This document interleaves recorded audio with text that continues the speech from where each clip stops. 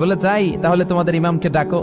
সাইয়েদনা ইমাম আবু হানিফা টাইম দিলেন, এই জুমার দিন, আজকে জুমার দিন না, এই জুমার নামাজের পরে ঠিক ভর দুপুরে 2টায় সবাই আমরা একত্রিত হব। নাস্তিকও আসবে, সাইয়েদনা ইমাম আবু হানিফাও আসবে। জুমার সালাতের পরে লোকের বন্যা বয়ে গেল, বাদ ভাঙা জোয়ার, অনেক মানুষ। নাস্তিক এসেছে, লক্ষ লক্ষ লোক এসেছে, আসে নাই ইমাম আবু হানিফা। আসে না আধা ঘন্টা, 1 ঘন্টা, 2 ঘন্টা পরে আসছে।